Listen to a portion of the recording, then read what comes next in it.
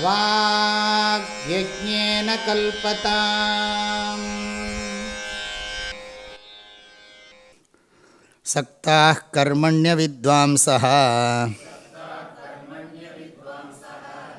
யதா குர்வந்தி பாரத குர்யாத் வித்வாம்ஸ்ததா சக்தः சிகீர்ஷுர்லோகசங்கிரஹம்.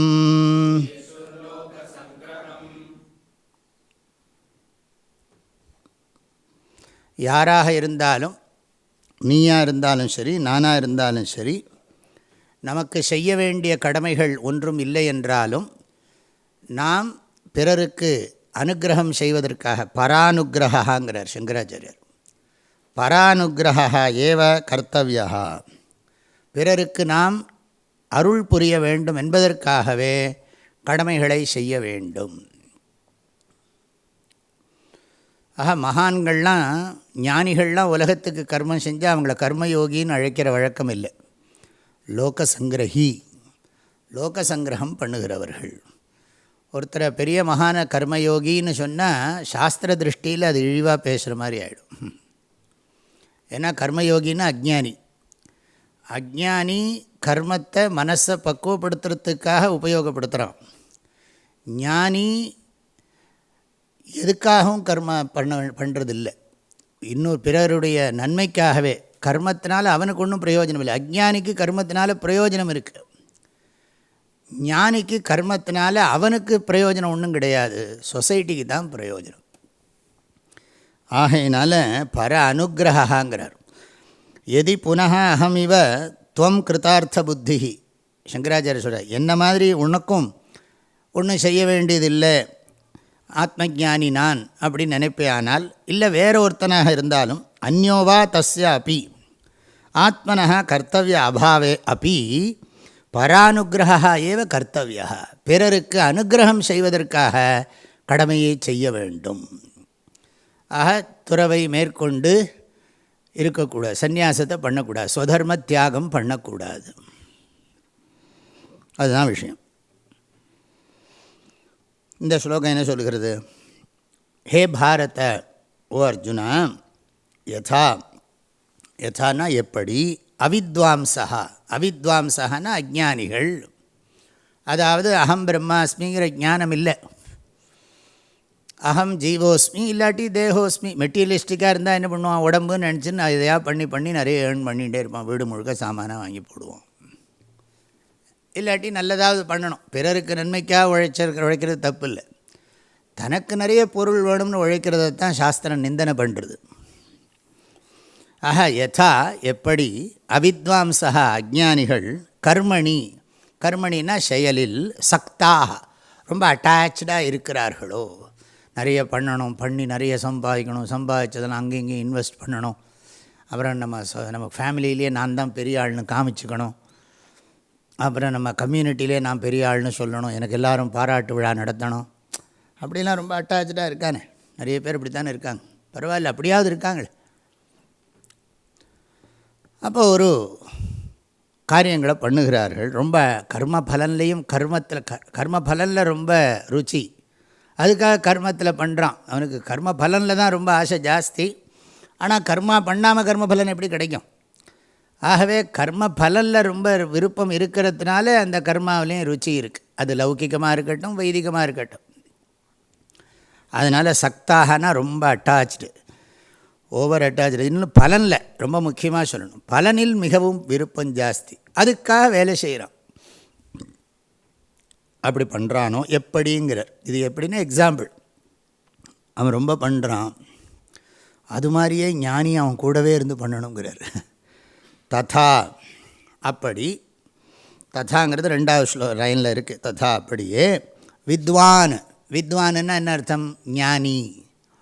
அகம் பிரம்மாஸ்மி, அகர்த்தாஸ்மி, அபோக்தாஸ்மி அப்படின்னு தெரிஞ்சுட்டுருக்கான். பிராரப்த கர்மம் இருக்குது, பாடி கண்டினியூ ஆகுது, இந்த உடம்புக்கு தொடர்ந்து இருக்குது.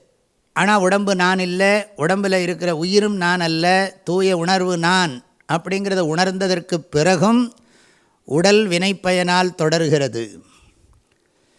அப்போ வேலை செய்கிறதுனாலே வேலையோட பலனில் எந்த விருப்பமும் இல்லை. ஏன்னா நான் நிறைவானவன்கிற அறிவு இருக்கிறவனுக்கு எங்கே பலனில் விருப்பம் இருக்க முடியும்?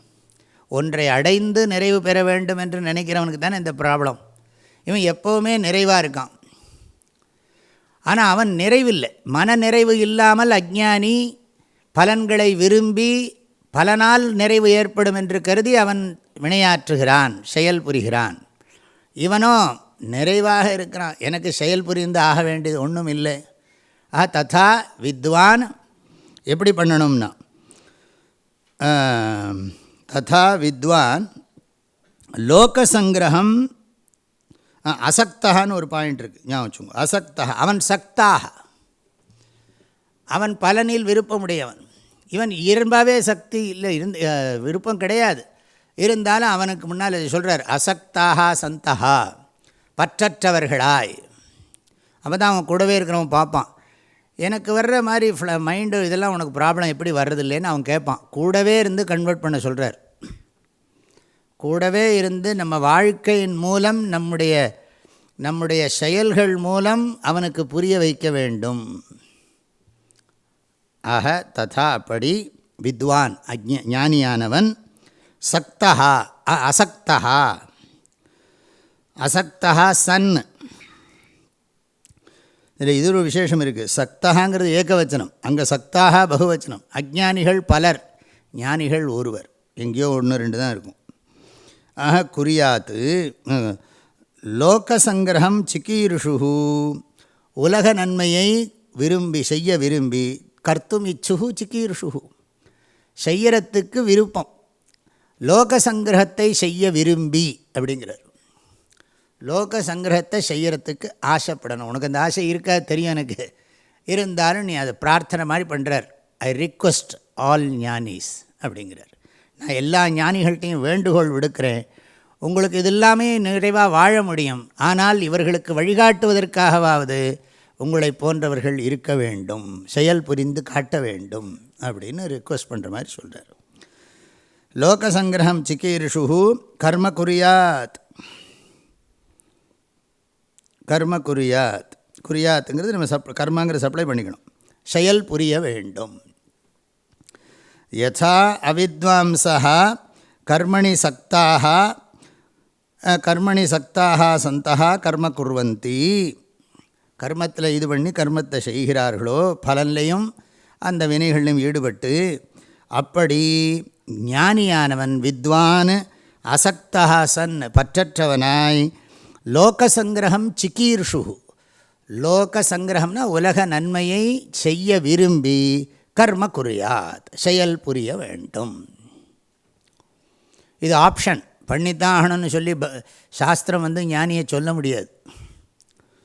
ஏன்னா ஒன்ஸ் அவன் அகம் பிரம்மாஸ்மி அகர்த்தாஸ்மி புரிஞ்சாச்சுன்னா அவன் தர்மசாஸ்திரத்திலேருந்து விடுபட்டவன். சாஸ்திரம் அவனை கட்டுப்படுத்த முடியாது.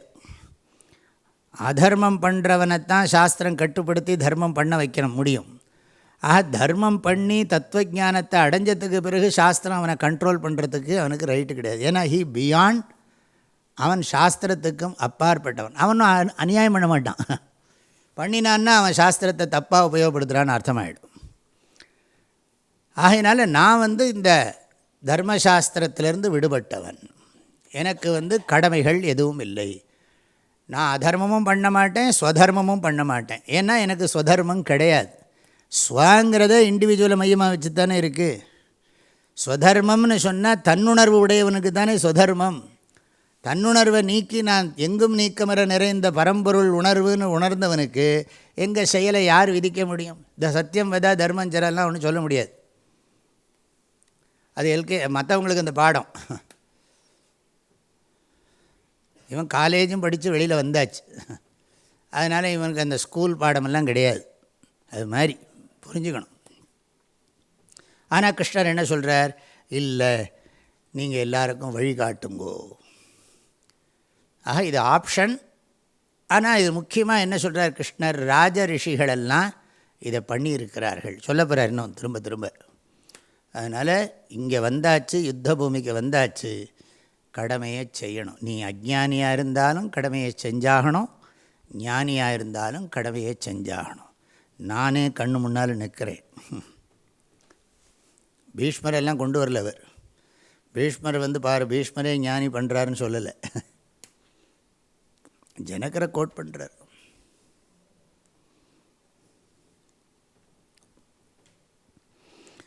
லோகசங்கிரகம் சிகீர்ஷு கர்ம குறியாத். அவ்வளோதான். இந்த ஸ்லோகம் ரொம்ப முக்கியமான ஸ்லோகம், ஞாபகம் வச்சுக்கணும் நம்ம. சக்தா கர்மண்ய வித்வாம்சோ யதா குர்வந்தி பாரத குறியாத் வித்வான் ததா சக்தச்சிகீர்ஷுர் லோகசங்கிரகம். அப்படி இதை புரிஞ்சுக்கணும். எதுக்காக இதை பண்ண வேண்டியிருக்கு, அதுக்கு காரணம் சொல்கிறார் சங்கராச்சாரியர். இன்ட்ரடக்ஷன் கொடுக்குறார். ஏவம் லோகசங்கிரகம் சிகீர்ஷோஹோ ந மம ஆத்மவிதா கர்த்தவியம் அஸ்தி, அந்யஸ்ய வா லோகசங்கிரகம் முக்த்வா ததா தஸ்ய ஆத்மவிதா இதம் உபதிஷ்யதே. எதுக்காக இப்படி பண்ணணும் அப்படின்னு சொன்னால் ஞானிக்கே சொல்கிறார். நம்மளை பார்த்து அவங்க மிஸ்லீட் ஆகிடப்படாது. அதனால் அவர்களுக்கு ஏன்னா அந்த ஞானம்ங்கிறது ஆத்ம பிரத்யக்ஷம் ந பரப்பிரத்யக்ஷம். இது ரொம்ப முக்கியமான பதம். என் மனசில் இருக்கிற ஞானம் எனக்கு தான் தெரியும், இன்னொருத்தனுக்கு தெரியாது, தெரிய முடியாது, தெரிய வேண்டிய அவசியமும் இல்லை. எனக்கு ஞானம் இருக்குதுன்னு நான் இதுக்கு இன்னொருத்தன்ட்ட ப்ரூஃப் பண்ணணும். அது மற்ற விஷயத்தில் ஏதாவது நான் போய் ஒரு ஜாபுக்கு போகணும்னா எனக்கு கம்ப்யூட்டர் சயின்ஸ் தெரியணும்னு அவன்கிட்ட சொல்லணும். அவன் நீ எப்படி பண்ணுற பார்க்கலான்னு கேட்கணும். எனக்கு நான் நிறைவாக இருக்கிறதுக்குள்ள அறிவு எங்கிட்ட இருக்கிற போது, நிறைவாக இருக்கிற அறிவை போய் நான் யார்கிட்ட போய் எனக்கு நிறைவான அறிவு இருக்குது அதனால் எனக்கு வேலை விடுங்கன்னு எவன்கிட்ட கேட்க போகிறோமா? கேட்கவும் மாட்டோம். ஆனால் அவனுக்கு தெரியாது, இவன் ஞானத்தோடு இருக்கான், அதனால் இவன் வேலை பண்ணலைன்னா இவனுக்கு ஒன்றும் ஆகாது, கர்மா பண்ணலைன்னா அவனுக்கு ஒன்றும் பாதிப்பு ஏற்படாது, அவன் பொய்யொழுக்க உடையவனாக இருக்க முடியாது. ஞானம் இருந்து கர்மா பண்ணாமல் ஒருத்தன் இருந்தான்னா அவன் மித்யாச்சாரி இல்லை. அஜ்ஞானியாக இருந்து கர்மம் பண்ணாமல் இருந்தான்னா மித்யாச்சாரி ஆகிடுவான். ஏற்கனவே நம்ம பார்த்துட்டோம். மித்யாச்சாரின்னா என்ன கேட்டுறாங்க, ஏற்கனவே இப்போ படிச்சிருக்கோம் நாம். 4-5-6 ஸ்லோகம் இதே அத்தியாயம். கர்மேந்திரியாணி சம்யம்ய ய ஆஸ்தே மனசா ஸ்மரன் இந்திரியார்த்தான் விமூடாத்மா மித்யாச்சாரஸ்ஸ உச்சியத்தே. அஜ்ஞானியாக இருந்து கர்மம் பண்ணாமல் இருந்தான்னா அவன் பொய்யொழுக்கமுடையவன் ஆகிடுவான், மனசு கெட்டு போகும்னார். ஞானியாக இருந்து கர்மம் பண்ணாமல் இருந்தால் கெட்டு போக மாட்டான், அவன் ஞானி, அவன் கட்டுறதுக்கு வாய்ப்பே கிடையாது. ஆனால் அவனுக்குள்ளே இருக்கிற ஞானம் யாருக்கும் வெளியில் தெரியாது. அவன் சும்மா தானே இருக்கான், சோம்பேறி தானே அப்படின்னு மற்றவன் சொல்லக்கூடும். அதனால் நீயே ஏதாவது பண்ணின்று அவனுக்கு அவன் இல்லாட்டி நம்ம காட்டுக்கு போயிடணும். எப்போ நான் ஞானியாக இருக்கேன் எனக்கு ஒன்றும் பண்ண வேண்டியது இல்லைன்னா சொசைட்டிக்குள்ளே உட்கார்ந்துண்டு நான் ஒன்றும் பண்ண மாட்டேன் அப்படின்னு சொல்லக்கூடாது. நீ பேசாமல் காட்டுக்குள்ளே போய் தனியாக இருந்துக்கோ, உன்னை யாரும் கேட்க போகிற. ஊருக்குள்ளே இருந்துட்டு இருந்தியானா நீ ஒழுங்காக கொஞ்சம் பண்ணித்தான் ஆகணும். அது என்ன ஆகும்னா ஜனங்களுக்கு ராங் இம்ப்ரெஷன்லாம் கொடுக்கும் அப்படிங்கிறத சொல்ல போகிறார்.